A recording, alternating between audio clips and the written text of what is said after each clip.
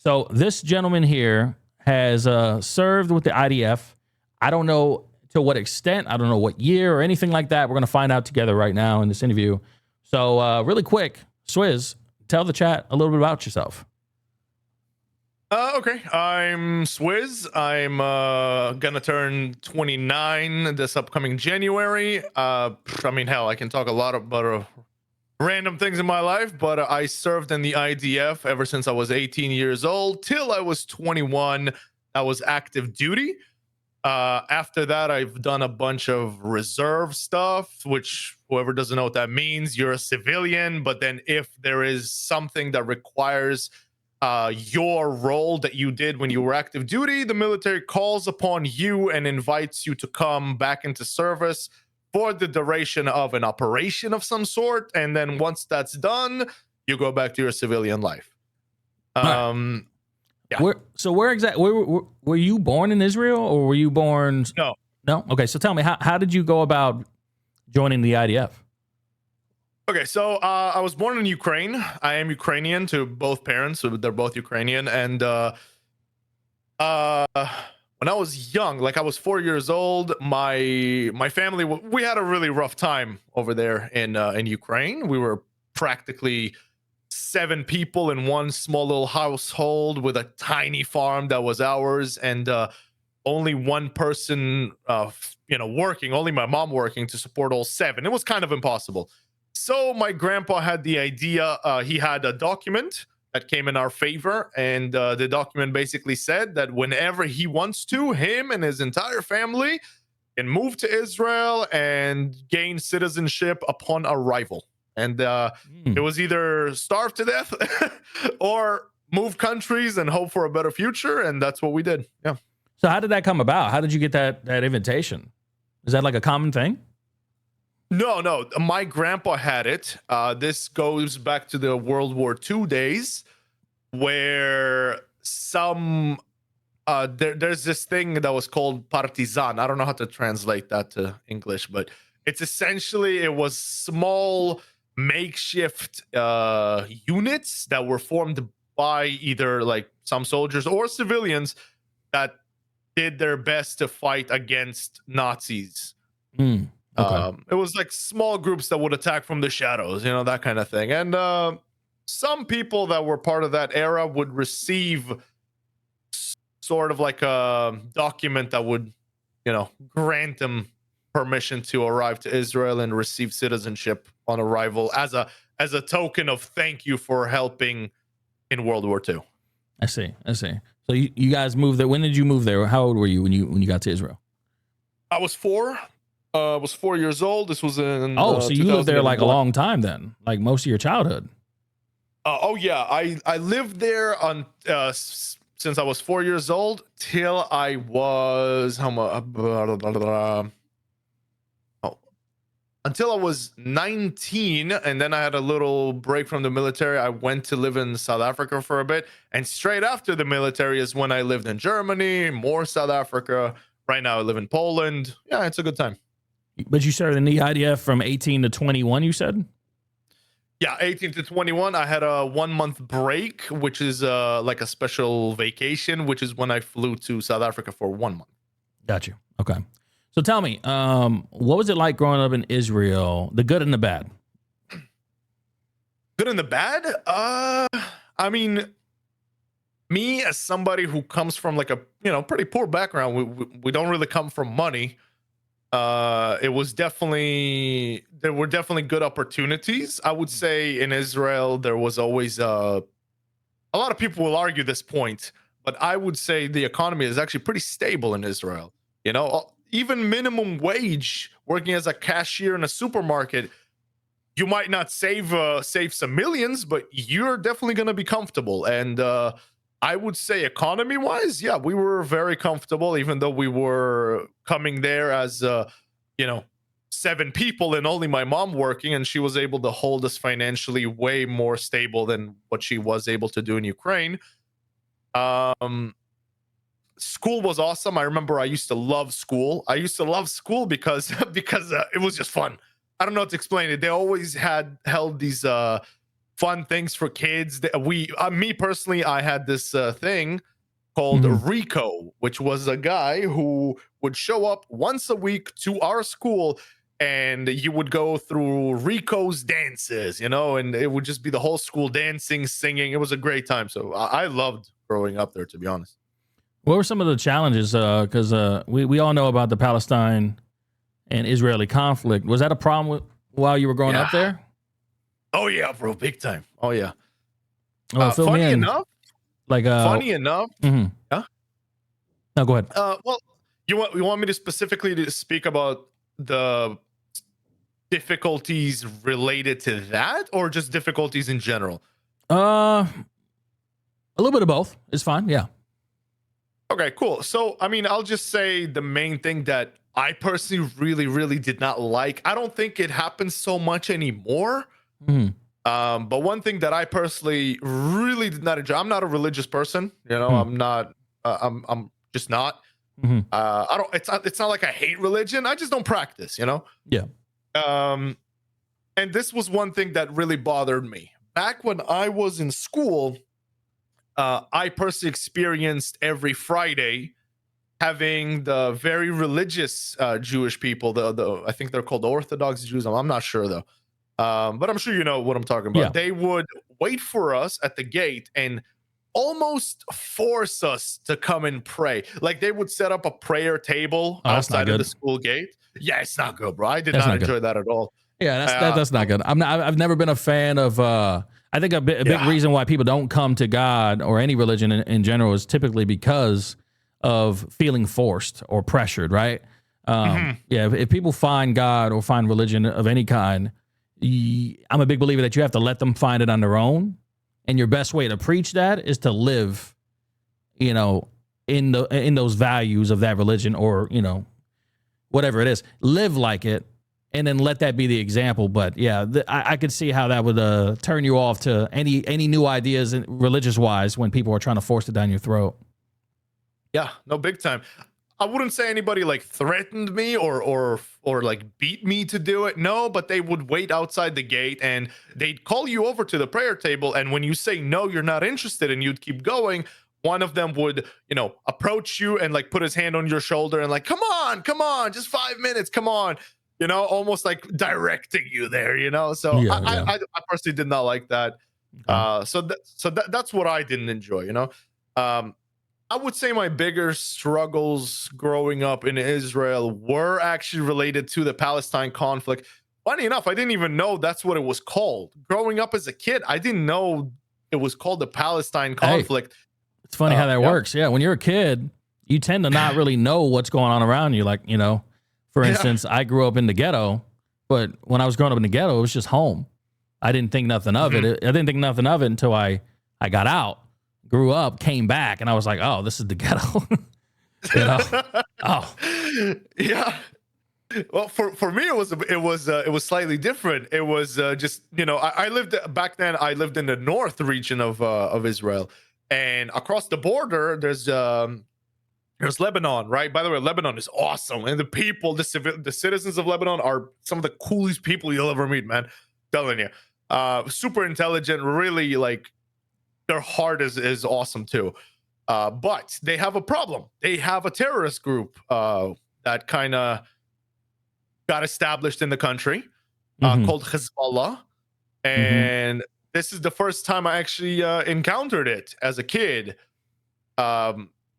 2006, I believe it was. I might have the year incorrect, but like around that time, it was the Second Lebanon War.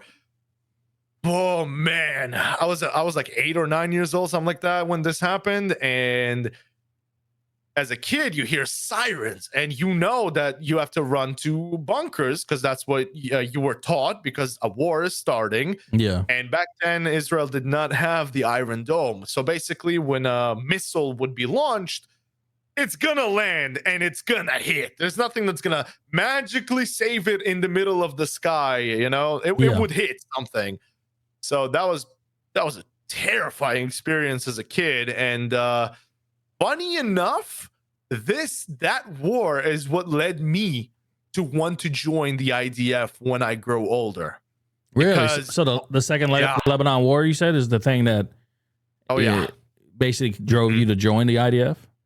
Yeah, and I can tell you why. Because Mhm. not because I felt some sense of like, oh, I have to defend my country or something like that. No, no, I actually didn't have that feeling at all. I know some people do. I didn't. For me, it was more personal. Um, a rocket landed on my grandma and grandpa's house, and they survived. But my Mhm. grandma, she lost her leg, and my grandpa lost his vision. So that was like crazy to me, right? As a kid, like I loved my grandparents, right? Like, yeah, my grandpa, he's a bit more stubborn and stuff like that, but in the end, he's a good guy. My grandma, I loved her because before that incident, that woman would take me to the zoo every month, you know, and she would take me to the beach because my mom was really busy. Sure, they lived away from me and my mom then Mhm. because we became a bit more stable over the years thanks to my mother. My mother is like a legend, bro. Strongest woman you'll ever meet in your life, I'm telling you. So she worked a lot, and my grandma would take me out to have fun as a kid, you know. Yeah. And then I hear this happen to them, dude. It crushed me, and I basically kind of I I was really sad and crying, and you know, a kid who just had his family get really hurt. I get Um, it, dude. I get it. I mean, part of the reason why I joined the Marine Corps is because of 9/11. I saw nine oh, eleven really? happen. Yeah, Yeah, I watched it live on TV, and I damn. mean, years later, I ended up joining the Marine Corps. So I get it, Yeah, man. nine You eleven is see, horrible. yeah, you see something like that happen. It's definitely gonna change how you see the world and what you might do in the future. So Yeah, you said you were 9 when that happened? like roughly, yeah. Yeah, Whenever the second Lebanon war was, I'm sure we can Google it. I was yeah. roughly 8 or 9 years old, something like that. So in between when you were 9 and 18, when you joined the IDF, what was that like after that? Like, how did your opinion of the world change? Your perspective of the world change after that event for those next 9 It years?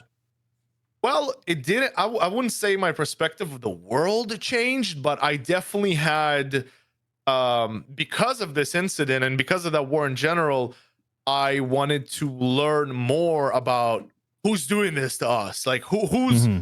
why were my amazing grandparents just hurt like this, you know?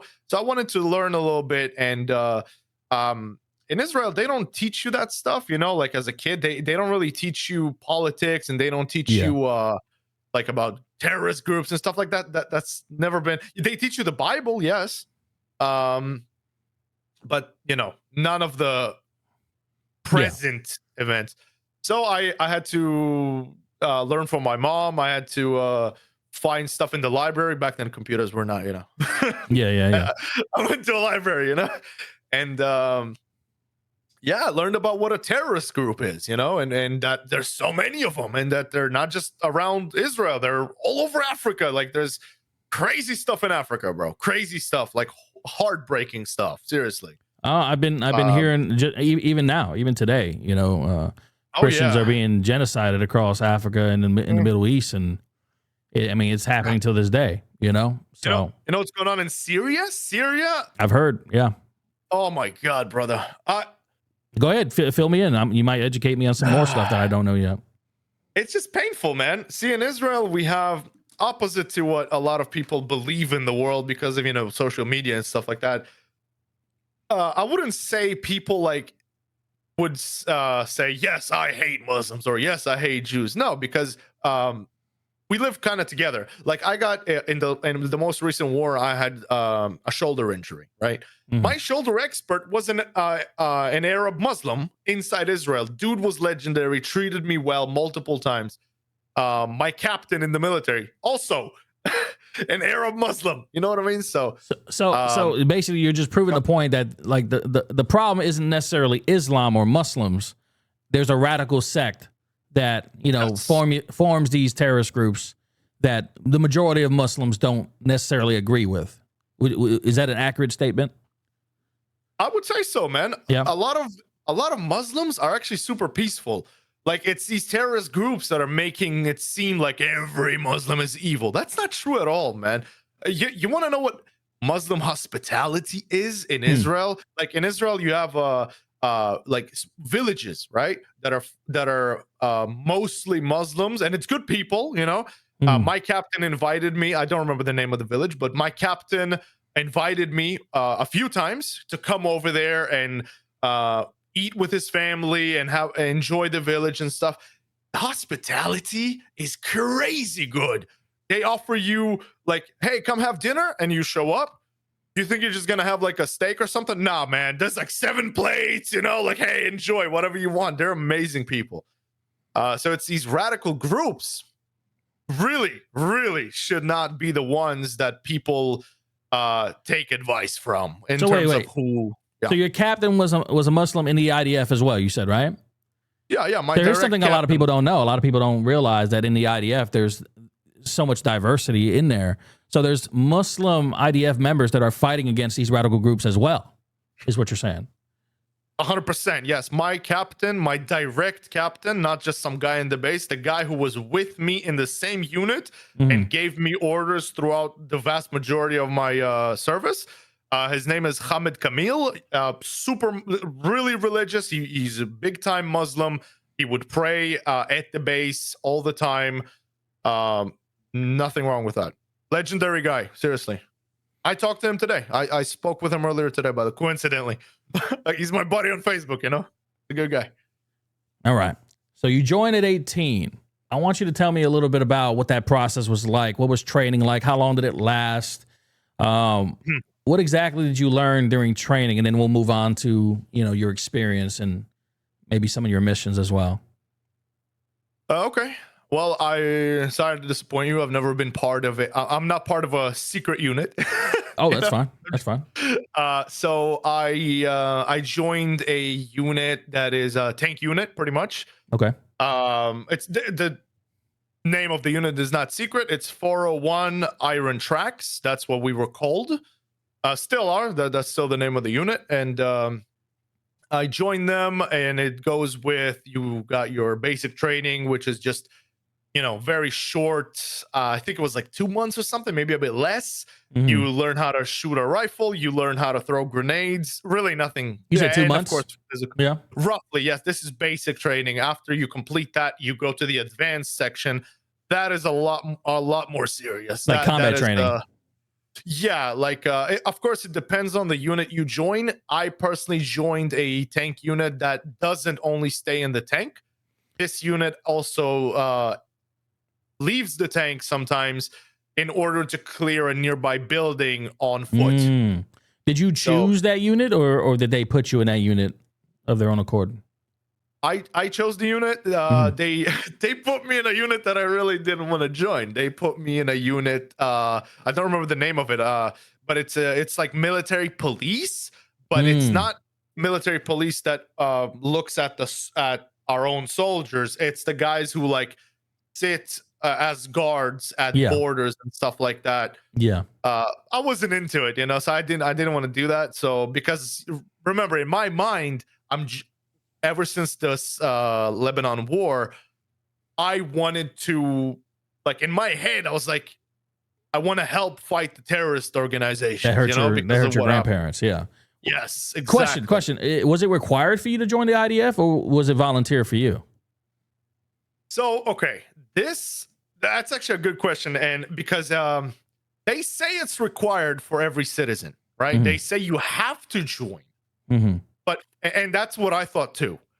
But when you go there, when you go to the like, it's like a building, like a civilian neighborhood. You go there when you're 16, by the way. You go there when you're 16 and you do some talking. You meet a bunch of different people that are in charge of recruitment, and then you come back when you're 18 for the actual recruitment, and you do a bunch of tests. They check your IQ, they check your English, they check like basic, knowledge and understanding, common sense, stuff like that.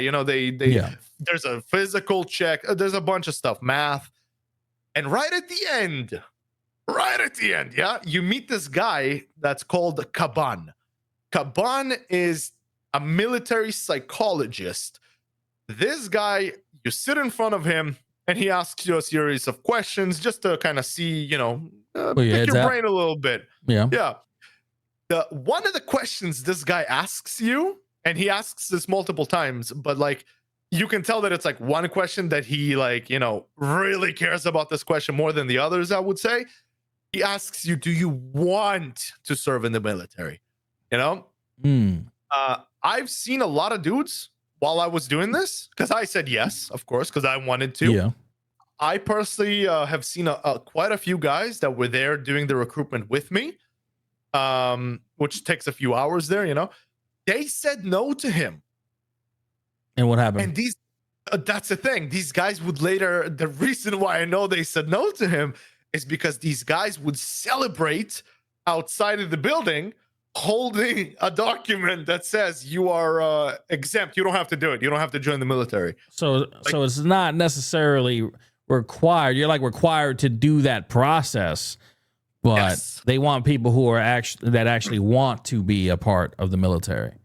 Yes. More so. Okay. It is really like I feel like the government wants the country to believe that you do have to serve, and they also spread this lie. I don't know who spreads it, but there is a lie that is spread in Israel that if you don't do the military service, you receive something called a black mark, which the lie says that if you have a black mark, you can never get a job, you can never buy a house, you can never get a driver's license. That is all bullshit. It's bullshit. That's bullcrap. It's completely not true. So, that's it. If you tell this psychologist before you're fully recruited in that you don't want to join and you're only doing it because you have to, you're not joining, man. Nobody's forcing you. And no prison, no nothing. You go home with that document. You are free from the system. Nobody forces you to do anything. All right. So you joined this tank unit. You're done with training. What was your first time out on mission, I guess? And how was that? Are you asking me about my first actual mission, or are you asking me the first time I actually saw combat? First time you saw combat. How about that? Was actually during training. During training? Yes. So okay, explain. I had something happen to me during my service that I wouldn't say happens to most people, especially not in other countries where your enemy is technically across the border. You know what I mean? Yeah. As you know, terrorist attacks happen. And a lot of the times they happen inside the country. And I was in the part, I remember this like it was just 2 minutes ago, really. I was in the part of the training where they're teaching me about the tanks, and it was like a small little base that is designated to teach you about the tanks. That was the purpose of you being there for a few months to learn how to operate it, all that stuff. This was, I don't remember the exact location of it, but you put guards there, and guess who the guards are? The new recruits, us, the guys who are learning, because we already know how to use guns. We went through that part. And funny enough, I don't remember what started it, but we had a small war breakout that was like internal. And they called it the knife war, where all over the country, like almost coordinated, terrorists would pop out of the blue with knives and would just start stabbing people in buses, in stores, and it all happened across like at the same time, like out of the blue. So it was definitely coordinated. The knife war, huh? Yeah. What year was this? Yeah. I don't remember. I would say roughly 2016, something like that. It was like a short thing. It didn't last a long time at all. It was like maybe 2 weeks or something, but they did title it something knife war because it was like all over the country. It was crazy, like surprise, Yeah. And that's the first time I saw some action, because what, you think they don't want to break into the base and stab a couple of rookies? Of course they would. So how was that experience for you? You said it was your first combat experience as well. Did you have to fire upon anybody? Yes. I would say my biggest mistake was being brand new and definitely not being ready or expecting it. Yeah. Hesitation, that is horrible. So as somebody who's kind of new to everything, if I hesitated a little bit longer, we wouldn't be having this conversation. Well, So damn. you're scared. You don't like you know what's going on. You know he's coming. It's very obvious. There's no if maybe. No, it's definitely it. You have a gun, it's loaded, you're aiming at him, you're yelling commands in Arabic, Hebrew, and English. I was trying everything. And he's still coming. So in your head as a new recruit, am I allowed to? At what point do I do it? Can I even do it mentally? Will I get arrested? Like there's laws involved, and it's horrifying. And eventually it happened. Like I was like, well, shit, even if this is illegal, he's coming for me first, So, and behind me, I was in charge of a part of the base that directly has like a medical building behind me. This was not part of our training. This was just they put a medical building for soldiers in the same base. So if he gets through me, it's straight to that building, and who knows what could happen. And that's what I had in my head as well. So it happened. Yeah, scary shit, and man. That was like was that your first year in the IDF, or how far into your career? This was the first, definitely. I would say roughly 5 or 6 months as a soldier, still in training. That was horrifying. What was your craziest and most dangerous experience in the IDF? Oh man, asking me that one, huh? Yeah. I fell asleep. I fell asleep on a guard tower. Guard tower was about roughly 7 kilometers away from the base. Man, this is hard, bro. This is a hard one. yeah. Okay, take your time. Yeah, this is a hard one because, so I fell asleep. Nothing ever happened. During those times, everything was safe. Nothing was going on. So, you're on guard duty. There's no war, so you're either training, helping the mechanics fix tanks, doing random tasks around the base. Nothing is going on. Or sometimes you will put in charge of guard duty, and there's different sections that you guard because the base needs to have a 360 watch. Yeah. So there was this one, I'll never forget this one guard post was called Eagle. It was called Eagle because it's roughly 7 kilometers away from the base at a pretty high point. And I actually have a picture. I'll send you a picture of it. A picture of me at that place, at that spot.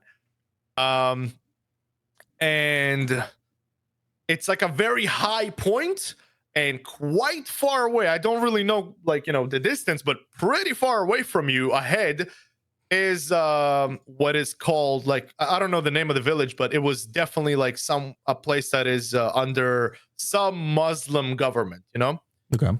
And that's technically what I'm watching for, to make sure there's no advancement, no nothing. I'm watching a fence, stuff like that. But here's the kicker: I'm alone because technically, place, really, you don't have any backup. You don't have a buddy with you. So I have one buddy who is in a different tower.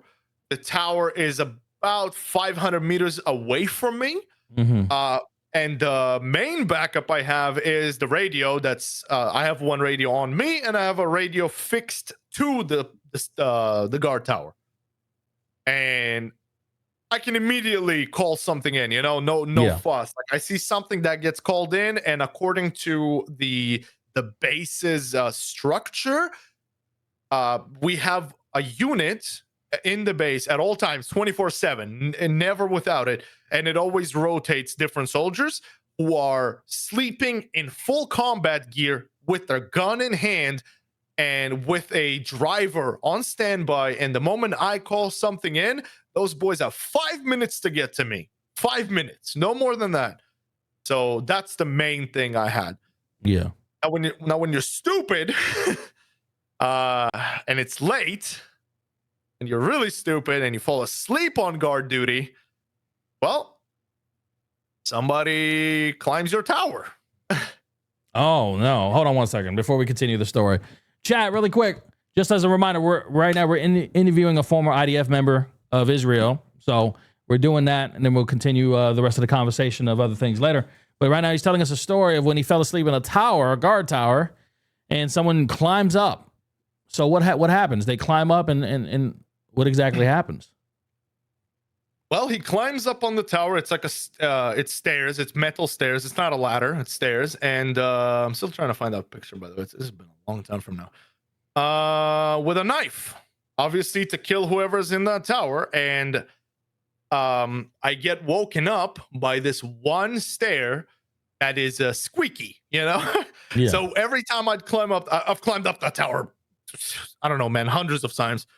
And this one stair always, when you step on it, it makes like this loud metal sound, like a screech or something, you know?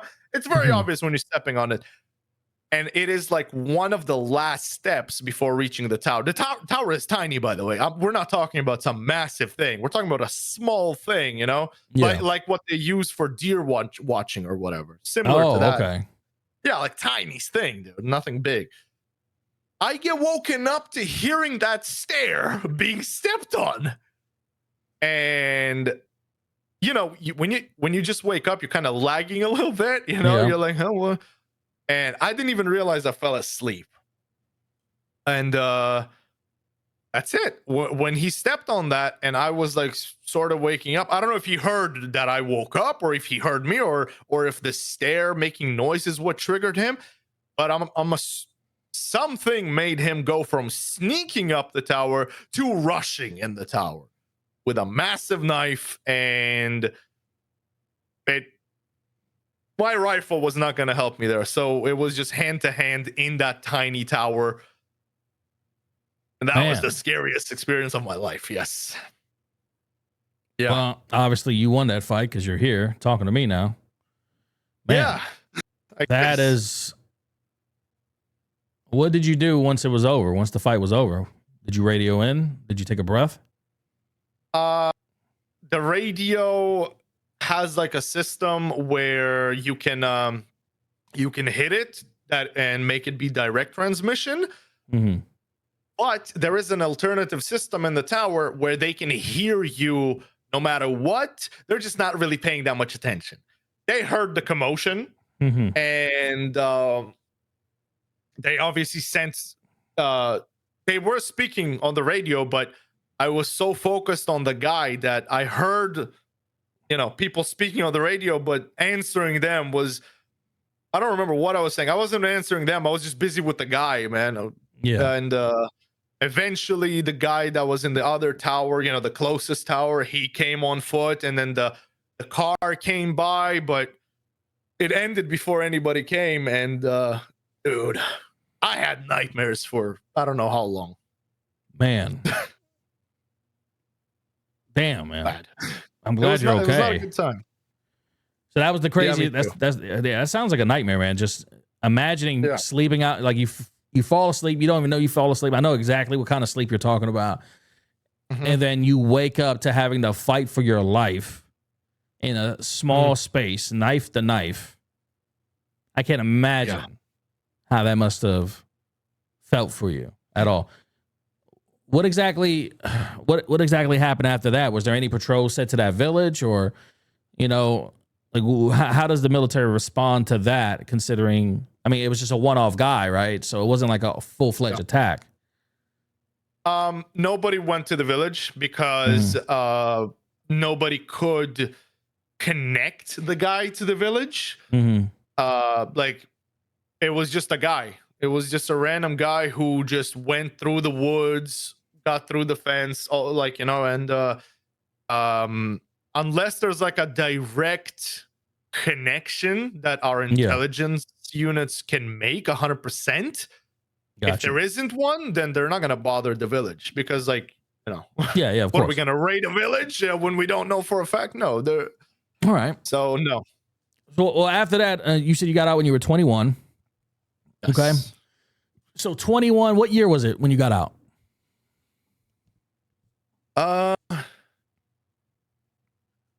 2018. Okay. I don't remember the exact date. Where were you? Because I know you weren't in the IDF when this happened. But where were you, and what was going through your mind when October 7th happened in Israel? I was not in the ADF, but back then I found the picture. By the way, I'm about to send it to you just for the hell of it. You can show it if you want to. I don't care. Here you go. This is a picture of me. I don't remember. I was like 19 or something. Maybe 20. I don't remember.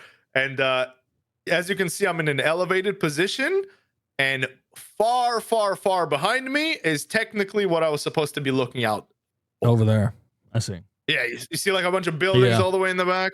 Yeah, so that is the thing. Man, I look young. I look different today. So yeah, October 7th.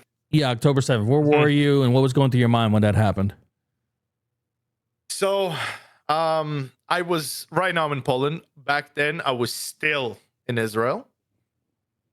You were in Israel when October 7th happened?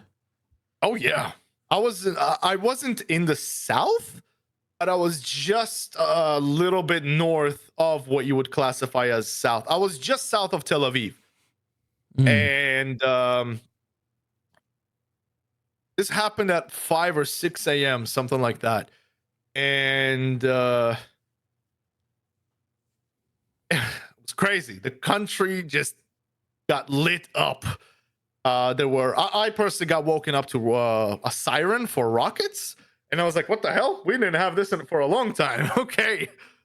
So I just go to the bunker, not thinking anything of it. But in Israel, we have an app. Well, most people have this app. The app is controlled by security. I don't know how to translate this, but it's essentially a security force that are in charge of warning the civilians of any threats incoming. So they're in charge of this, and everybody has this on their phone. So my phone exploded with the siren alarm in case I don't hear it because my window's closed. I always have it running. It's in the background kind of thing. And that's it. So I grab my phone, run to the bunker, and then I pull up the phone and I'm like, what the hell is going on? Because it tells you how many rockets, which areas are receiving the siren, that kind of thing. And it's like, whoa, this is really big. This is not some stray rocket, this is really big.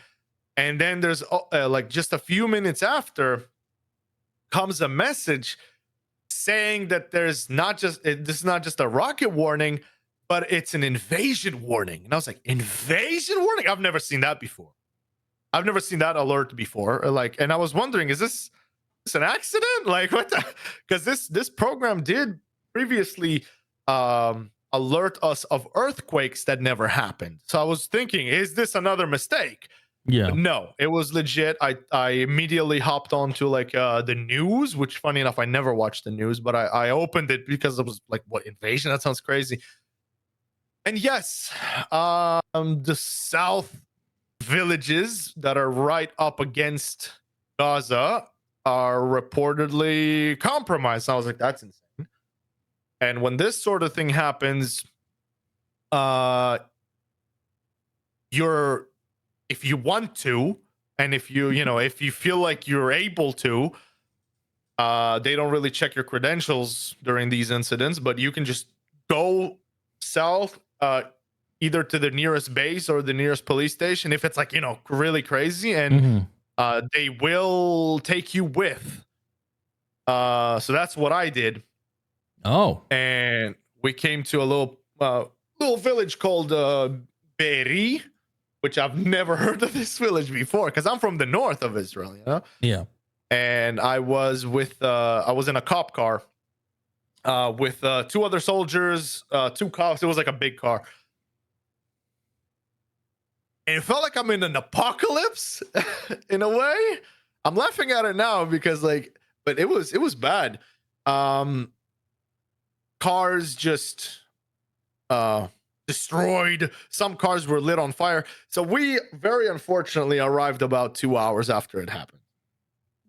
And you can only imagine what hundreds of terrorists armed to the teeth can do to small villages that were mostly unarmed.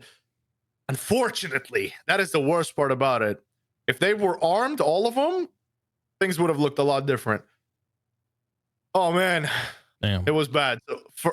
We saw broken down cars, bodies on the road, bodies inside cars that were trying to drive away and probably got shot on the way.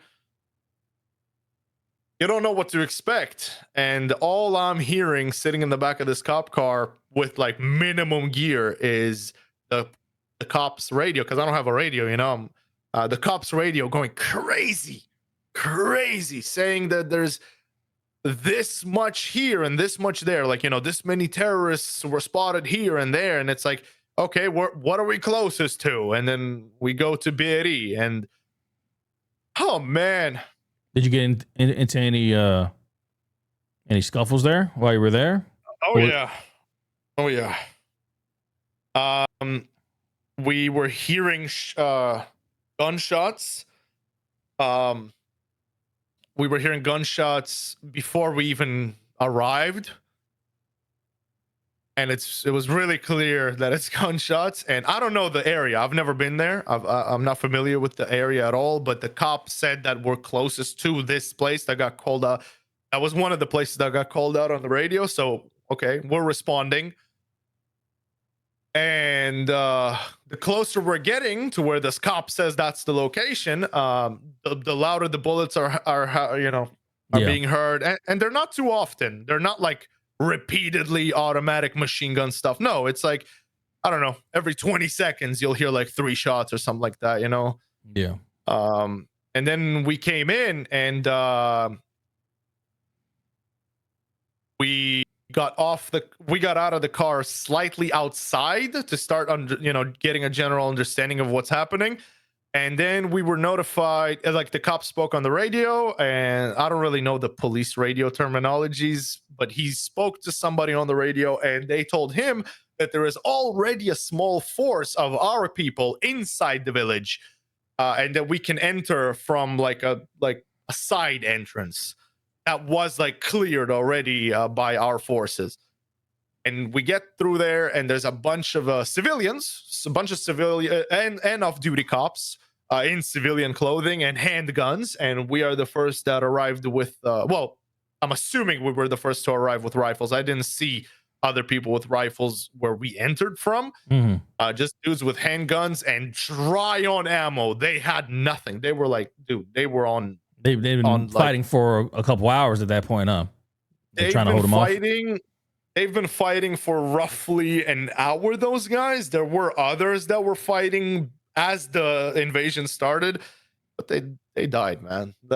Those guys were killed. They were very few. Like, imagine you're one guy with a handgun and like 3 magazines, and surprise, 40 freaking terrorists, man, you know, with rifles. Good luck, you know? So those guys died, and these were the first responders pretty much, and we would be the second, I would say, second wave of responders. And damn, actually, I thought I'd be fine talking about this, but I'm a little bit shaky. Sorry. I'm sorry, man. If you don't want to keep talking about it, it's okay. It's fine. It's fine. And that's it. It just went on for. How long were you there fighting?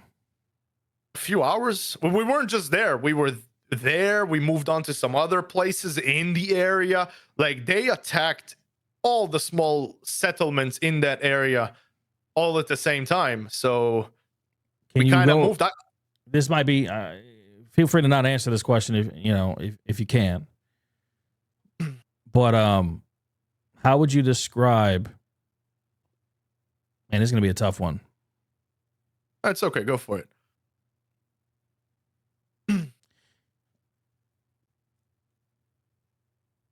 Innocent people obviously were slaughtered that day. Yeah. Oh yeah. What exactly did you see? Well, I can tell you I saw a lot. There was a lot of just civilians dead, everywhere. There isn't like a specific place where they were dead. It was everywhere. You would just go through, because that area there were no apartment complexes. It was like private homes, like small ones, Mhm. with most of them had a backyard and stuff like that. So you'd see bodies everywhere. And what we were doing was we had to liberate the entire little village or settlement, whatever you want to call it. Like, it's not a big place, but when it's, even if it's a small place and there's a bunch of little houses and a bunch of fences that you can't see Yeah. through, it'll take you a while, man. Like, you have to search everywhere. Well, there were people dead everywhere, like anywhere you can think of. There were people dead sitting on the toilet.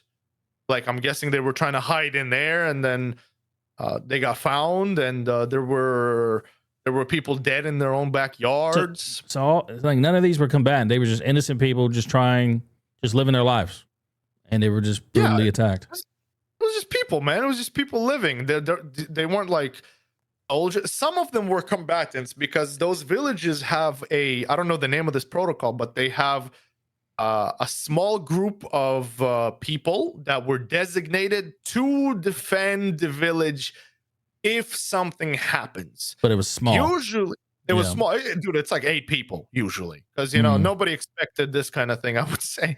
So it's usually between 5 to 10 guys. Usually they're like ex-police and stuff like that, so some of the bodies were those guys, but they were dressed like civilians, so it's not like you can really tell the difference. And they, from what I heard, they also took several hostages as well. Children, yes, were children victims of this as well? Well, I mean, yeah, the most famous situation is the Bibas family. I mean, I can't say I've seen them or known them or had a personal face-to-face experience with the Bibas family, but what happened to the Bibas family? The Bibas family. It's a well-known story, actually, because of what they, because they were like a cute little, 2 cute boys. I don't know how old they are, but they're very young. Like, I'd say about 5 years and lower. One is a baby, like one is like less than 1 year old, and the other one was around 5 years old. Mm-hmm. And the mother. And they became really famous in the entire country, maybe even worldwide. I don't know. But everybody in Israel knows the Bibas family because of their kidnapping video, where you can see the mother. They're all they have orange hair. They're all have ginger hairs, and the mother is holding both kids in her arms, surrounded by what seemed to be like Nukhba terrorists, which is also from Gaza, and she's just looking left and right, crying. I remember her saying die, not D-I-E, but in Hebrew there is die, which means stop. And she was just like looking left and right, saying die a few times in the video. And then they took all 3 of them hostage alive. And in one of the exchanges, they brought back the Bibas family, and nobody knew if they're alive or dead. The Hamas just said, we'll give you back the Bibas family, and didn't tell us if they're alive or dead. And they bring back 3 caskets. In a way, this was a relief for Israel, because the whole, like, everybody in Israel was just praying to get these people back, and this is the main thing that hurts me too, is the hostages situation.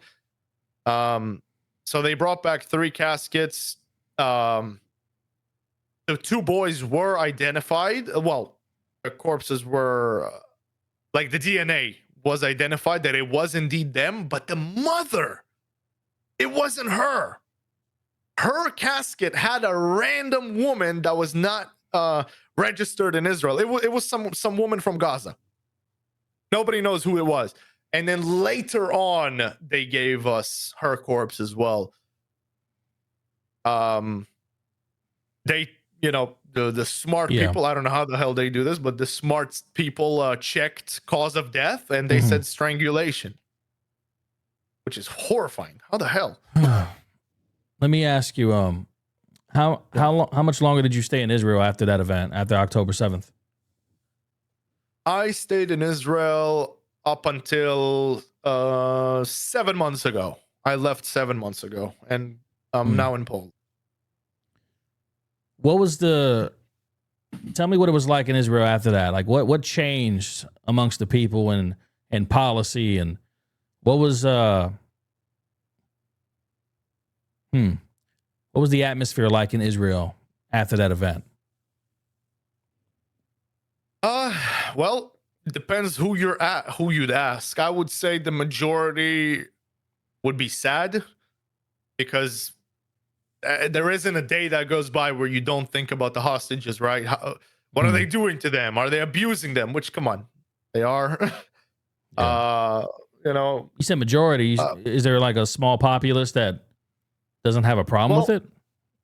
No, it's not that they don't have a problem with it, but there is, like in America, how you guys have right and left, there is a similar thing in Israel. And the left, I would say, well, majorly the left, they really don't like the president, and they focused more on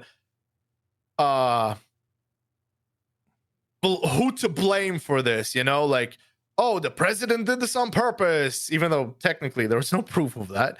Oh, these people did this, which, by the way, I have an opinion about that too. I can tell you later. Yeah, I want to know about all that. About that whole. We're getting to that. We're getting to that now. I as an ex-IDF guy, I got opinions about that. So ask me that in a bit, no problem. Okay. So a lot of people were focused on that, like, oh, it was an inside job. We got betrayed by our government, who did this on purpose and orchestrated it with Hamas. Like, they were talking about that stuff rather than be upset and sad. Yeah. But most people were just devastated, man. You think about it, Israel is small, man. Like, well, how many Jews are there in the world? There's not many, and they're they're very united. They got one country. It's just Israel. You don't have 30 Jewish countries in the world. You just got one, dude. So when something happens to them, even if they didn't feel it, like if I didn't get stabbed on my body, but my neighbor got stabbed, even if I don't know this neighbor, I'm gonna be upset, because like it's a person who I don't know, but he's the most similar to what I am, and he got attacked. So they're very united, in that sense, right? So let me ask you. This. Yeah, go ahead. So let me ask you this: Netanyahu's response, or Israel's response to October 7th. What's your opinions on that? I'm pissed. I'm pissed, dude. Okay. Why? Why? So? Because too aggressive or not aggressive enough? What do you think? Oh, hold on. Are you talking about what's military been response? Now? Yeah. I mean, Well, go ahead and tell me what you're going to tell me first, and then you could respond to the rest. Yeah. Okay. I'm pissed that the day, the 7th of October. I'm hella pissed. Did you know I was there before any soldiers were? How am I there, a civilian? How am I there with a gun before so many nearby bases? So that's what I'm pissed about. Yes. That's crazy. Dude, soldiers in in good quantity, like we're talking about actual battalions, responded after I don't know, man, 6 hours. That's like what? What? Okay. That's insane. Did Netanyahu say anything about why that was so delayed? Like, is there any logistical reason why that took so long for them to get there? He probably did. I have no idea. I don't really listen to politics usually. I was just surprised at this, because when I was in the military, we had a very set thing. Anywhere where there is some form of border, there will never be a case where it is more than 7 minutes long for an armed response, like first responders, to arrive. And so 7 minutes is like the golden rule across the entirety of the military, whether it's north, south, east, whatever. You have 7 minutes to respond to some form of attack. on foot. Remember what I told you? In Yeah. my base, we had guys sleeping in combat Ready to gear. go? Yep, ready to go. Yes. Where was this? Where was this? Dude, they were supposed to be there in 7 minutes. I arrived after 2 hours as a civilian. And it took the soldiers like 6 hours to arrive. What do you I don't think? understand What do you this. think? What do you think happened that could have caused that? Like, like how? How does that happen? In your opinion, what do you think? So, look, I'll say this. I have nothing to back up what I'm about to say because I never really dove into it because I'll just wait until one day it's actually uncovered. Mm-hmm. I'm not left wing, right wing, you know, hell, I'm not even Jewish, you know, like I'm just a guy who believes in right and wrong. That's it, really. Mm-hmm. I believe in moral compass. That's how I am personally. If to give you my personal answer, I do believe that there was something. I genuinely do, and I don't hate the president or What do love you the mean something president. like some kind of like he Well, let it happen? Is that I what don't you? know. Mm. I don't know if he let it happen, but like, let me tell you, there's a few things that are factual that did happen that make no sense. And I'll tell you what. Remember these villages? Remember how Mm. I told you that they have a few guys that Yeah. are armed? Mm-hmm. Here's the thing. Um, their weapons, their rifles, their full combat gear was taken away from them. I don't know how long before this happened, but like not that long ago before this event, they were their weapons were removed from them from all these villages, and the only weapons they had left is what they had not registered in the government, like in the as part of this defense unit, but had Mm-hmm. registered privately to them. So they were like severely unarmed, basically. And if they had their weapons before it was taken away from them, brother, none of this would have happened. None of this would have happened at all. So there's something there. Why was their weapons taken from them? I don't think there's still an answer to this. So that to me is insane. Crazy. And you haven't heard anything about as to why that might have been the case, why their weapons were taken away, or why the military had been 6 hours. Like you said, you don't really pay attention to politics, but you haven't heard anything at all. Like no excuse, no reasoning as to why actual soldiers didn't show up there till 6 hours later. So what people say is that, you know, and again, this is, I don't know if this is fact or not, but what people say is that the government knew about this attack that, you know, is about to happen, and they purposefully took away their weapons to, like, I don't know, to be part of this. I really don't know if I want to believe that kind of thing. It's crazy. Well, here's but the question we got to ask, right? Yeah. Right. That's obviously the conspiracy, but why? Why would the Israeli government want that? Like, what would be the strategic value in that? Like, what do they gain from this? So, the only thing I could possibly think of, and this is yet another sort of rumor that goes on within the people of Israel, is that the president orchestrated this to have a war to delay his trial. Right, Bibi Netanyahu is supposed to be to go to court for a bunch of shit related to submarines and things like that, and so that's what mostly the left are saying, that he orchestrated this entire war to say, hey, there's a war, I have to handle the war, and then I'll get to my court case. You know, I don't know if I believe that much, but that is what a lot of people believe. But What do hey, you this think? is not even all of it. What do you I believe? genuinely have no idea. No idea. But Yeah. it makes no sense to me. Not even a little bit. It makes no sense why you would remove weapons from people who need it more than anybody in the country. But this is not even the worst thing. There's something else that pisses me off even more, by the way. All right. What's that? So, in Israel, every combat base or combat unit, whatever you want to. Every combat unit works like side to side with an intelligence unit that belongs to that base, right? Okay. They're called modi'in. It's essentially, most of it is women. There's some guys too, but the majority of it is women soldiers who sit in a classified room, who, by the way, nobody's allowed in besides like the captain of the base. Like if I open the door and I go to walk in, they're gonna get up from their computers, rush me, push me out, and be, hey, get out of here. You know, no, it's top secret stuff. Let me tell you something. These people, the people who work in those rooms, without them, we'd be like, Israel would be screwed a million times over. They are. I've worked with them plenty of times. I can tell you some, some operations that I participated in that was completely led by these people telling us. Only if you can talk about it. I don't want you getting in trouble. Talking about stuff you can't talk about.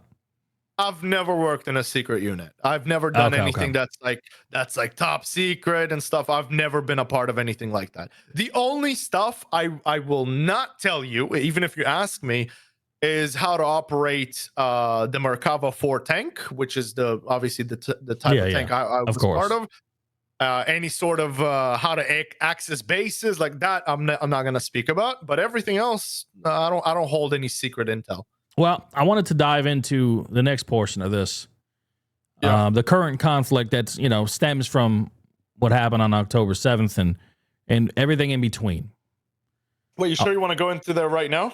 Well, go ahead. Go ahead. Fill me in. Well, fill me in on what you were going to tell me first, and then that's what we're going to go into next. Yeah. Okay, I'll just say this super quick, just so we can move on. Okay. And this part pisses me off more than their guns being taken away. What is that? These people that work in this intelligence unit, they were alarming their superiors about an imminent attack. They were saying, and in the radios, and by the way, we later on got to hear the radio frequencies of these people warning about the attack a day before, even 2 days before it happened.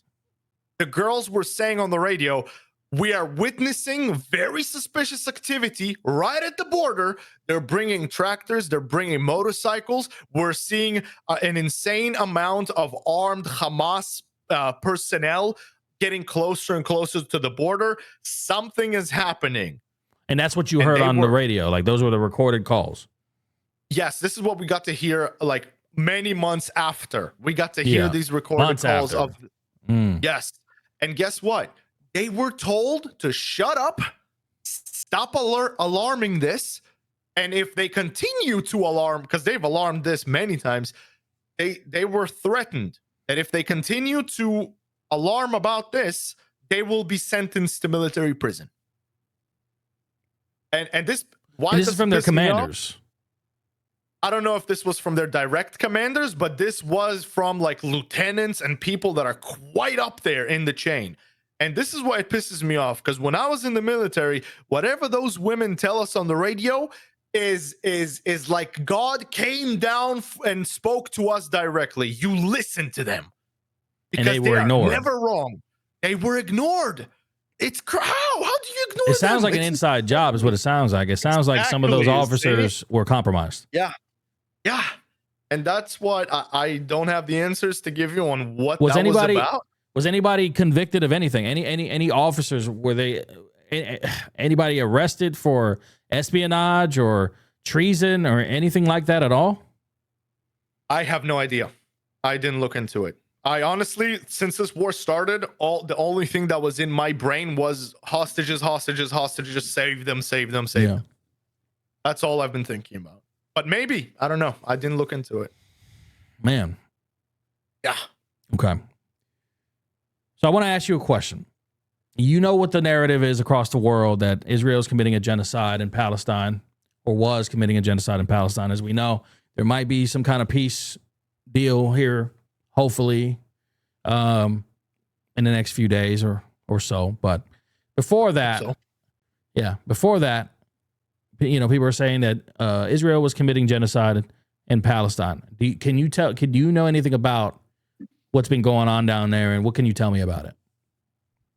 Yeah, sure. So I've actually participated in this war. All right.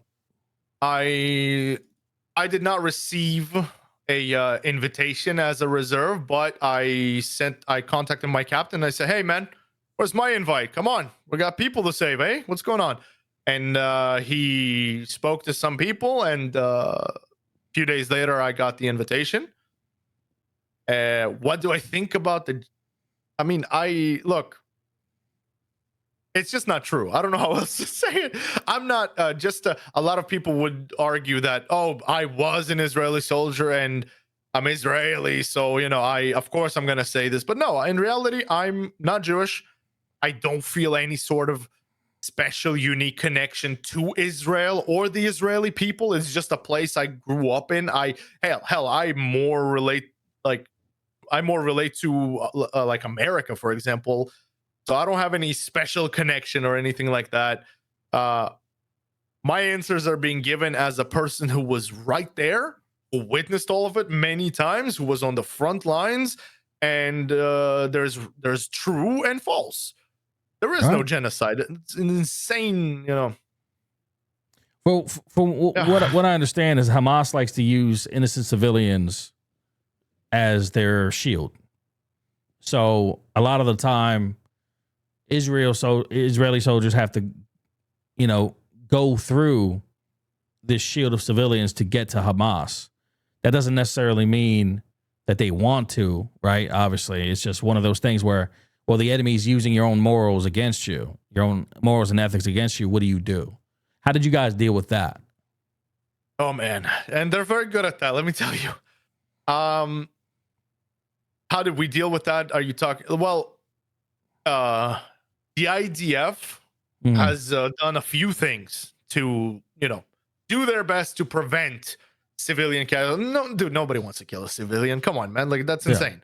You got to be evil to purposefully kill an unarmed civilian. Like, your heart is black if you do that. That's insane to me. So the Gaza is a very small place, and there's a big population there, like really, really big.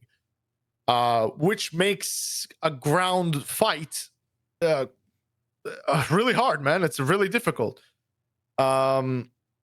Before entering Gaza and after, so see, the way the IDF has done it is before entering a certain region, they would do a few things. So one, I don't know how they have this, but they would have the phone numbers of the civilians who live there. I'm guessing they have something that like tells them what phone number is in what GPS location, and then they call it. I have no idea though. I'm really no expert on this. They would call these people and speak to them in Arabic, fluent, genuine Arabic, not something broken that nobody could understand. And they would tell them there is about to be a ground operation right where you live. Take your family and head south, where we will not be going to. So Israel. So they warn them. They give them a heads up to get out of there before. Yes, this was one of the ways. Well, here's a question for that. See, that's really risky too from a military operation to give that information up, because I would imagine, from what I understand, a lot of these families were Hamas supporters and sympathizers as well. So a lot of the time, they probably also gave a heads up to these people. Yeah. But that's what you risk to try to save some civilians, huh? At the end of the day, giving a heads up, if you really want to look at it from a tactical perspective, it only does bad for the IDF. Yep. Because you're literally telling the enemy, hey, we're coming to this area at this date at this hour. Who the hell does that? Seriously, that's insane. But the only reason why you would do that is if you're actually trying to mitigate civilian casualties. Yeah, because otherwise, if they didn't do this, dude, there would be so many dead civilians, man. So many. So they did that, and they also did another thing where they dropped thousands of little like papers from the sky. Yeah, I heard about the pamphlets. Yeah. Yeah. That thing, that's real. Dude, that was everywhere. So that was literally scattered across all over the And they place. would when drop we were aid there. as well, right? Not from the. It was trucks. It's Trucks not. of aid. Yes. There's lots of trucks of aid every day. Still, they still do that. And what happens to all that aid that goes into Gaza? Well, I've never been part of the distribution of that, but I did a few times. We would see them, the trucks driving in and stuff, either when we're coming in back into Gaza or coming out, because I went in and out a few times personally. Well, the trucks, I don't know exactly how many of them, but there's quite a few of them. There's more than 10 every day. And the trucks would go into Gaza, and they're technically supposed to go to the civilians, but what do we see? Later on, we see that Hamas technically took the aid. I personally haven't seen what I'm about to say, but from what is being said by the intelligence units, and again, this is not classified, so this is okay. Yeah. Is that Hamas, after the trucks are in Gaza, deeper in there, they disguise themselves as civilians, which, by the way, they do that regardless. And as civilians, they spot the aid trucks, go to the aid trucks with the actual civilians, and then they steal it. They commandeer it, they steal it, they drive it away, and then they use it for themselves, and they sell it for money to the civilians for a big price, That's not how it's supposed to be at all. It's supposed to be for free for the people. So I'm hearing conflicting things about the civilians in Gaza, right? I'm hearing that a lot of them are being brainwashed from childhood to, become Hamas terrorists. And then I also hear that there's a lot of innocent ones that are being taken advantage of and being forced to purchase aid and all this stuff. What can you tell me based on your experience of what you've seen or heard? What exactly is the truth? Or is it a little bit of both? It's both. It's definitely both. There's no doubt about that. As sad as this sounds,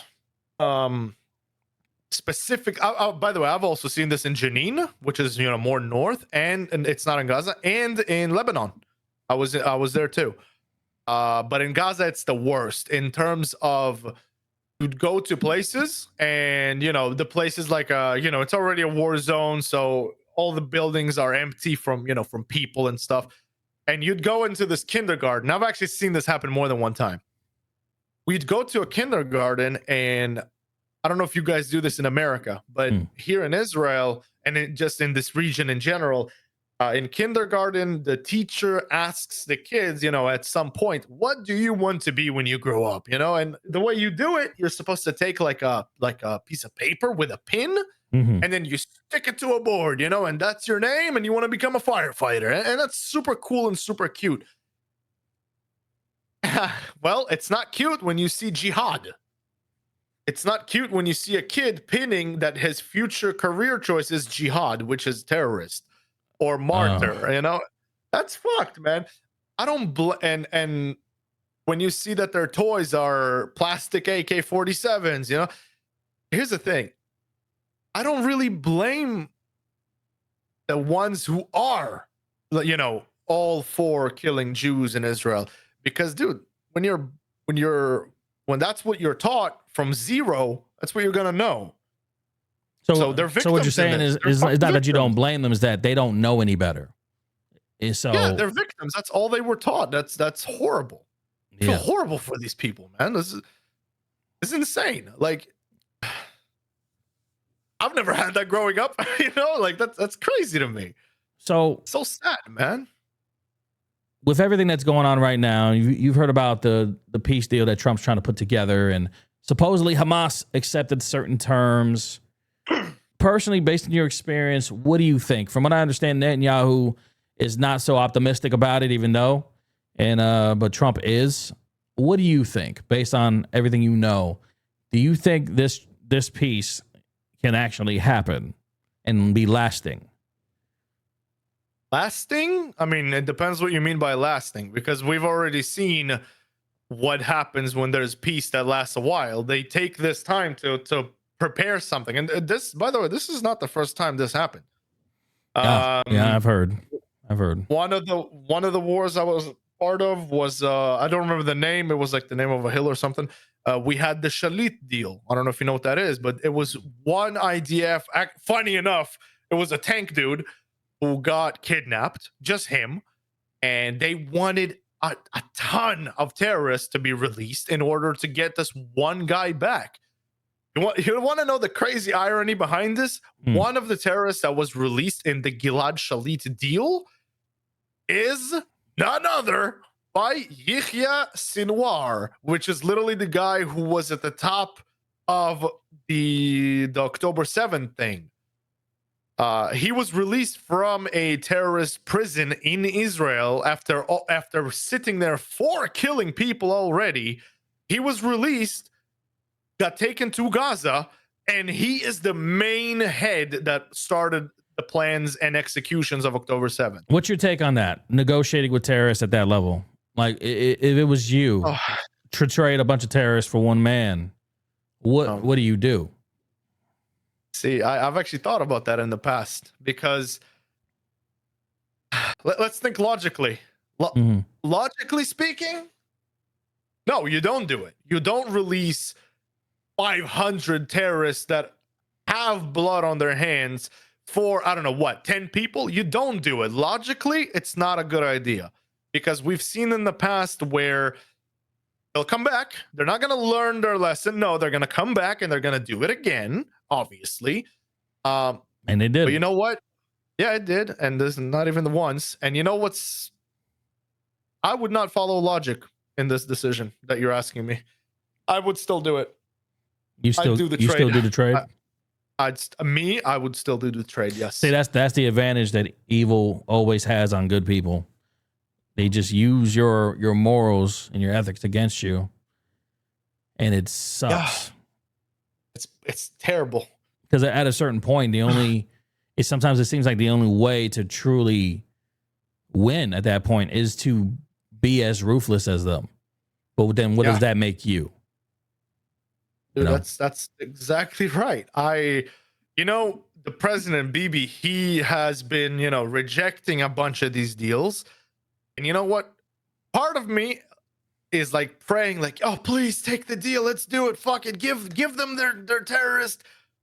Take our people back, man. The living and the dead, especially the living, dude. I'm promising you, they're going some crazy shit. I have been in some of the places where they held them. Cages, short places where they can't even stand up, metal bars, small little thing on the floor for them to lay on. They piss in jugs. It's terrible. And who knows how much they beat them and stuff. Some of the ones that you talking about the Israeli prison, the terrorist prison? No. I'm talking about the hostages. The hostages. I was in Gaza, and some of the places we went to used to hold hostages. It's horrible, bro. It's insane shit. So yeah, bring them back. Take the stupid deal. Yeah, we'll pay for it in the future.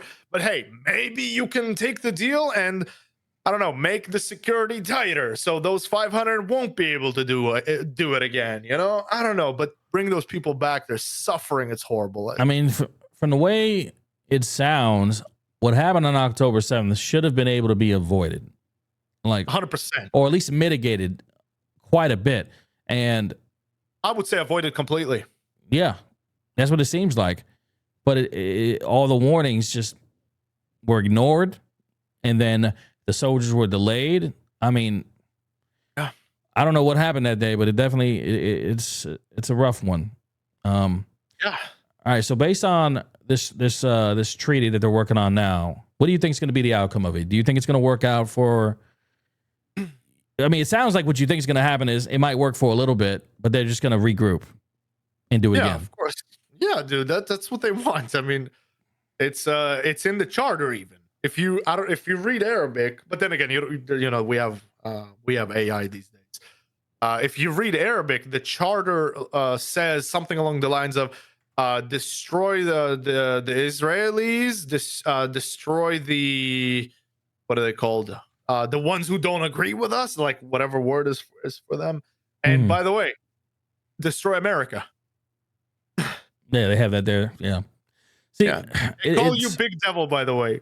Israelis are Little Devil. I don't know if you ever heard this Big one Devil and before. Little Devil. Never heard of that. Yeah, you're the Big Devil, bro. Oh man. Who knows what's So in their head? It's insane. So you went to Poland 7 months ago. Is there a reason why you left Israel? Not because of the war. No, I didn't like leave the country for safety or anything like that. In fact, I feel guilty for leaving.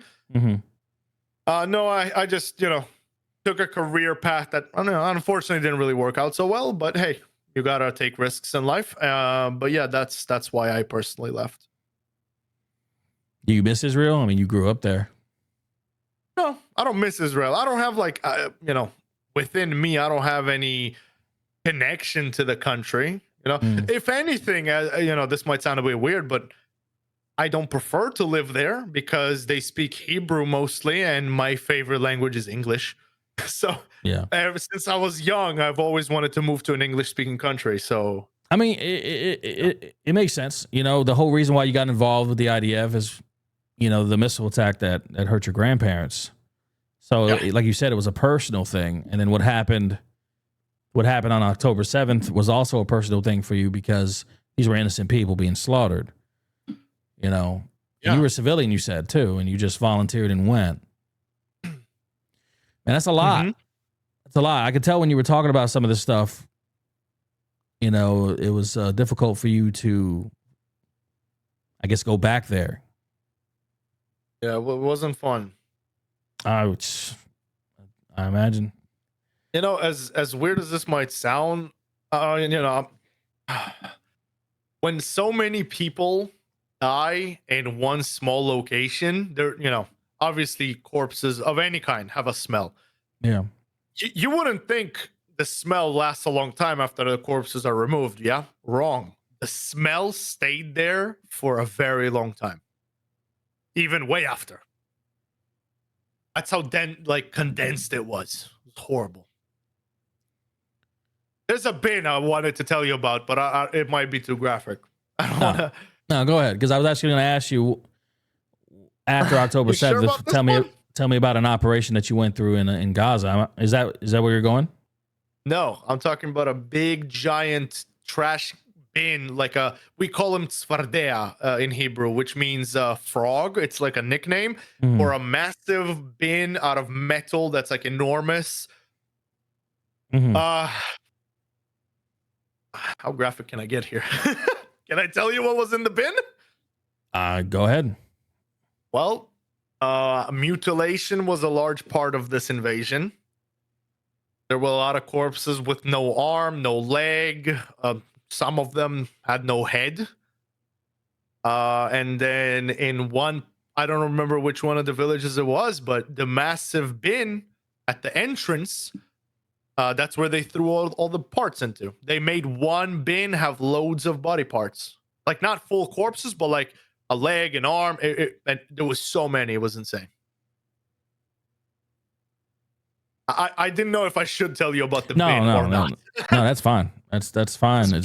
I feel like people need to understand like what exactly happened that day, because I talked to a lot of people that don't realize how horrible and gruesome October 7th was. And I mean, you're putting it into perspective right there. It just irritates me. It irritates me so much that so much of that could have been. So much of that shouldn't have happened if the right measures were taken. Hell, if the soldiers just got there when they were supposed to. Or if they listened to the girls a day before who were warning about this. Yeah. Like there's so many red flags that they had and nothing was done until the majority of the damage was done. Mm-hmm. And it's just... That's what's had me pissed, man. That's what's had me pissed. It's... I hope one day we'll have our answers about it, man. How are you, man? You having gone there and been through this and fought alongside them, and how are you doing? Well, I've always considered myself mentally as a pretty strong guy. So I'm okay. I'm not like, having nightmares every day and stuff like this. There's loads of people who are. In fact, we had, I believe the count was 33 soldiers that suicided during their vacation to their home before going back in, or after they were done. The most memorable one is I don't know his name. I don't know this guy personally. I don't know what he did in the military either, but he came home from Gaza to his parents, complained to them that because his whole unit got massacred. He was the only one that came out of the like they went through some ambush. He's the only one that came out alive, and he complained to his parents that he can smell the corpses of his friends, even at home. It's stuck in his nose. Obviously, it's in his head. And his mom said what? His mom said that before he killed himself, he was taking 10 showers a day because he was saying he's trying to wash off his friend's smell. I have friends that have been in the combat. They say the same thing.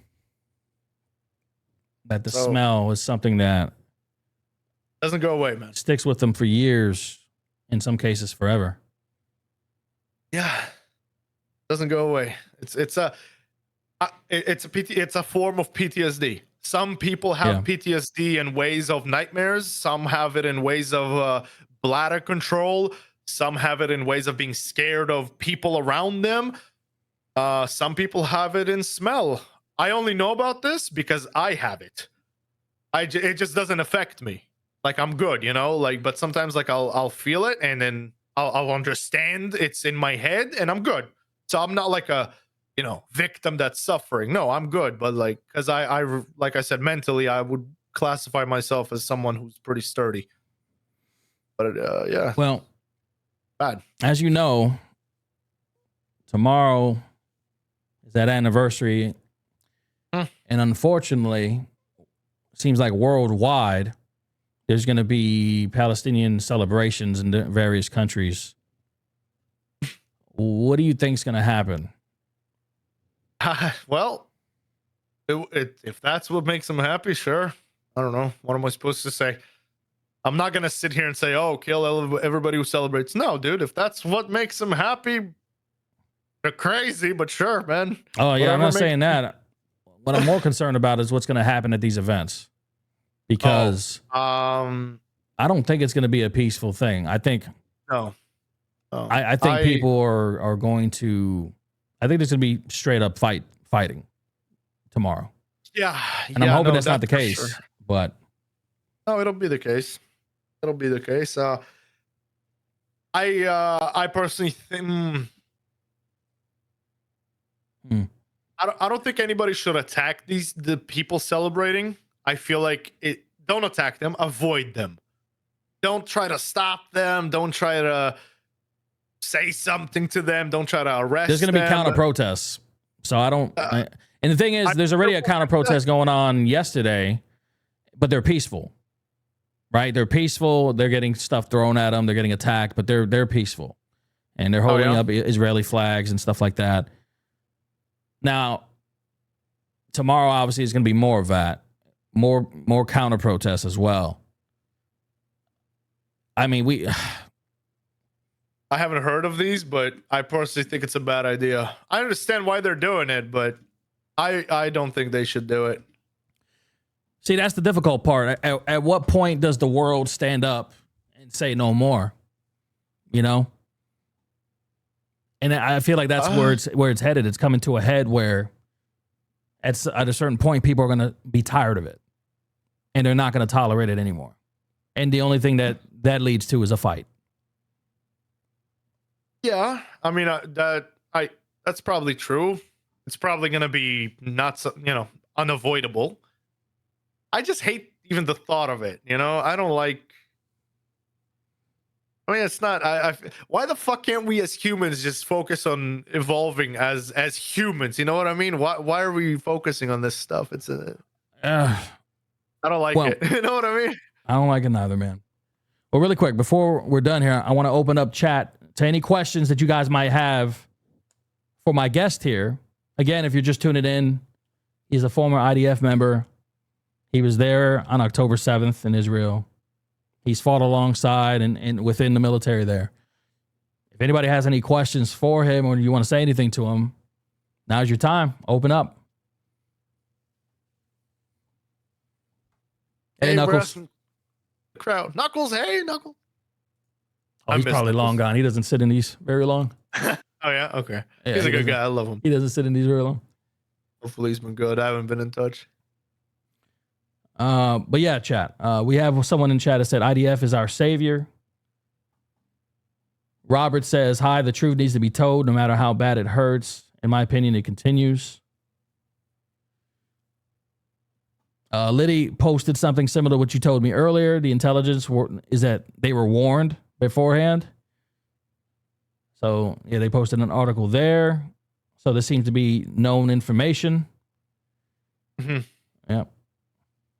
Hey, Shields. If anybody has any questions for my guest here, feel free to ask now. If not, we're going to close out this interview. This interview will be on YouTube and on X this afternoon. We didn't reveal his name or anything, just in case. But Swizz, I just want to say thank you for the interview, first of all, because you didn't have to do this. Yeah, no problem. I mean, honestly, I just did it because I miss you. Hey, was that a question, by the way? Did somebody ask? I should probably check your thing, but did somebody ask if IDF is our savior? It wasn't a question. They said IDF is our savior. It was a statement. Okay. Yeah. To be honest, I believe that, by the way. Because if the day Israel falls and the IDF falls is the day these groups are going to go after others. That's what I hear. I hear that essentially Israel is holding the line against radical terrorists out there. And that they hate Americans more than they hate Israelis, if you ask me. I genuinely believe this. I don't know why. Don't ask me why, but they seem to hate Americans. Robert says, no question, but let him know to please take mental care. Oh, I'm okay. I'm not, like I said, I have the whole smell thing, but I know that it's in my head. You know what I mean? And I have been treated. I suffered a physical injury during this war as well. And after 5 surgeries, eventually it's been fixed as well. So physically I'm good, just a nasty scar. Mentally I'm good. I'm not, we have a question here for you. Okay, go ahead. How mentally effed are the Muslims in Gaza? How radical are they? I don't know how long you've been here. He did touch on a lot of the things that happened down there. I don't know if you want to cover that again really fast or well, while I was there, after the war has already been in full effect, while I was there, on the ground in Gaza, there are a lot of Muslims that have grown there and stuff and have been pretty much, I would call it, brainwashed by Hamas, because Hamas is technically the government of that place, so they've been taught a lot of hatred. But hey, man, we were playing football with some of the dudes there, the civilians, yeah. Some of the civilians there, we were playing football with them. Some of the kids there, we were giving them part of our rations is these small little yogurt things with chocolate. We were giving that to them. They don't speak Hebrew, but they speak Arabic, and a bunch of us speak that too. So there didn't seem to be any hatred or anything like that. A lot of them told us, can you hurry up and finish Hamas already and stuff like that. So it's like what we talked about earlier. Hamas. So there's both. Yeah, there's the brainwashed. Yeah. And then there's innocent ones that absolutely are just pretty much trapped there. Yeah, dude, there's amazing people. Muslims are not evil like these groups make them seem to be. Yeah. See, that's the problem too, right? In general, is the loudest ones are always the radical ones, and they're the ones that get all the attention, right? And then they become a reflection of the entire people, which is not the case. And that seems to be the case here. And I mean, in most places where a radical few will do all the violence, they'll be the loudest, they'll make all the noise, and meanwhile, the majority want nothing to do with it. Yeah, I would agree. Yeah, I definitely would agree. Oh man, it is what it is, man. You're always gonna have you're never gonna have all the people be the same. Some people are gonna think this way, some people are gonna think that way. I personally know for a fact that it's not, whoever says every Arab is evil, every Muslim is evil, every Arab is a terrorist, they don't know what the hell they're talking about. Yeah, it's the same way with Israel. Idea. People who say the entirety of Israel is evil, they're not thinking straight. They're not thinking clearly. They're in an echo chamber. And it's the same thing with the Palestinians, Mm-hmm. It's always more complex. It's not simply black and white the way the news will have you believe it a lot of the time. Yeah, no, that's true. I mean, there's also a bunch of like random silly things that I've heard since the start of this war. Like I haven't heard this before this war started, but apparently a lot of people in the world think that there's apartheid in Israel. And it's like they don't know what apartheid is, bro. Like what the hell? A big proponent of that narrative is Hassan Piker. I don't know if you ever heard of him. Yeah, it's like a streamer. He's like a big streamer. Yeah, he's a big left streamer who preaches that pretty much every day. And that's why I wanted to get this interview with you because, one, I know you're not from Israel, but you serve with the IDF, so you have a different perspective than somebody who was raised and actually has, that they're connected to the land. You're just an average guy, not from there, grew up there, and I wanted to know what your opinion was of it, that whole situation. But yeah, chat. If anybody, are you still there? Me, yeah, I'm here. Oh, okay. But chat, I want you guys to thank my special guest here, Swizz. We're going to call him Swizz. All right. Brother, I appreciate the interview, man. That's one hell of a story. Like everything you told me, from how you got to Israel to the first time you got into combat, all the way through October 7th and now. And that was only in the span of what, 3 years? Everything you told me? Not all of it. I mean, I did a bunch of things as a reserve. Like, for example, when I was a civilian, I got called into Lebanon. We had an operation there to dismantle a bunch of launch sites, like rocket launch sites. I was also called to go to Jenin one time to apprehend some guy. And they wanted soldiers. You have a lot of experience, is what you're saying. I mean, dude, the enemy is right there. You know what I mean? That's crazy. You're gonna. It depends on your unit. Not every unit does. Yeah. There's a lot of units that never go face to face and stuff. But like for Jenin, I got called because they wanted only people that know Jenin like the back of their hand. Because we were after one guy to arrest him, and the reason why they wanted people that soldiers that really know that place is because he was hiding in a place that is surrounded by civilians, so nobody wanted. Seems to any always mistakes. be the case, huh? Always using civilians, it's hard, man. No, I don't know if he was using civilians, but that's just where he was. All right, man. Brother, I thank you for the interview again, man. That was almost 2 hours. Was it? God damn. I didn't even hour and notice. 40 minutes, man. Yeah. I appreciate you, dude. Thank you again. And keep me updated, man, because I don't know. For all we know, you might end up back in Israel if you so choose. So we'll see. I got a different agenda. All right. Well, hey, you definitely served, man. Hey, God bless you, brother.